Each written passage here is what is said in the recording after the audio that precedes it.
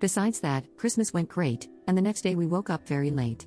The nephew started saying that he wanted Chinese food for lunch, so my boyfriend's parents asked me if I could make it.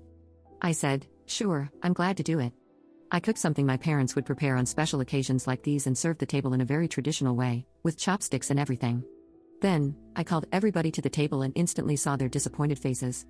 The nephew said, "What's this?" To which I replied, "Chinese food." He grunted and said, "No, it's not," and started to throw a fit. His mom calmed him down, then boyfriend's parents told me, "This isn't what we were expecting." I asked, "What did you expect?" And they replied, something like what they serve at restaurants." I tried to explain to them that this is something actual Chinese people eat, but they wouldn't listen. They dressed up and went outside to eat at a restaurant. My boyfriend stayed at home but then called me stupid. He said, "You knew exactly what they meant by Chinese food. I'm trying to make you look good in front of them, but you're not helping me by playing dumb." I asked him to explain himself better, but he just shouted, "When people say Chinese food, the last thing they expect is white rice. Get a freaking clue." And locked himself in our bedroom. Since that incident, they started to speak to me as if I were a toddler, over-explaining everything they asked me to do, and they stopped correcting the nephew's racist behavior. I tried to tell my boyfriend to ask them to stop, but he said, "This is your making, now they think you're brainless." This continued until they left yesterday. My boyfriend and I now barely talk, and I wonder if it's really my fault and if I should have known better. Update 1. Hi, it's me, and I'm alive. I'm sorry for disappearing for so long. A lot has happened in the last few weeks. Sorry if I'm not very detailed, I'm very tired today. After his family left, I tried to break up with him, but he wouldn't let me end the relationship. I tried talking to him, but he would say something along the lines of, "I'm not breaking up with you." I talked to my family about it, and they were furious at him. I had their support, especially my father. I'm so glad that they were by my side. I went to my place with my father to confront my boyfriend and break up once and for all. He didn't take it well, shouted that I can't break up with him, and that he won't end the relationship. That's where my dad intervened, and they started fighting, like fist fighting. My dad ended up being hurt, but he also landed some punches on my boyfriend. I was horrified, crying, screaming, and with no idea of what to do.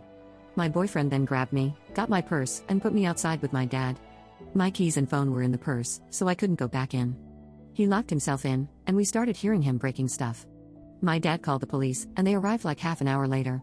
During that entire time, we could hear him breaking stuff. When the cops finally arrived, they tried to talk to him but he wouldn't respond, so they broke the door, and after another fight, they arrested him.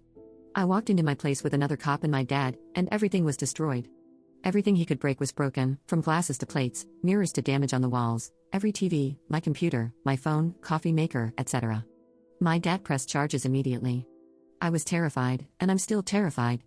We had a trial, and he is in jail now, but I think he might be deported to Spain. I'm not sure. I'm still in therapy and living with my parents. Some of my belongings were repaired, but I'm still not ready to come back home. Sometimes I still wake up crying in the middle of the night. I don't know if I regret standing up for myself or if I will be able to trust people in the future. I might grow old alone without a husband or children, and that makes me sad. I've had unalive thoughts, but I find things that make me want to stay alive. I don't know when I will feel good for real, but progress has been made. Oh, and my ex-boyfriend's family is still trying to reach me to insult me and make me feel even worse for sending him to jail. I blocked them, but they always find yet another phone number to call me from or a temporary email address. Update 2. Hi all, I just wanted to stay in touch a bit. I'm doing kinda okay, except for the unalive attempt I had. I'll tell you a bit about it. I kept going to therapy, and there I realized my relationship with my ex was way worse than I understood. I'm stupid for ignoring all the red flags on him. Turns out our bedroom life wasn't as consensual as I thought. I never really liked doing it, I always found it gross and hurtful, but he had a higher drive than me, and when he wanted to do it, my opinion was irrelevant. I thought it was consensual because I just let it happen without truly fighting against it. I thought I just had to do what he wanted because that's how relationships worked, right? If I didn't please him enough, he would just go and have it with another girl, right? Except he gave me something, so he was messing around with other women anyway. At least it's curable, but still, knowing I sacrificed myself so much for him to gain nothing and catch something hurts so much. I felt so broken, unlovable, and worthless. That's when I tried to end it all, but my parents saved me. I was in the hospital for some days. For the first time in my life, I hated my parents for saving me, but when I went back home, I just hugged them and begged for their forgiveness. My dad said there was nothing to forgive. My mom sometimes sleeps with me,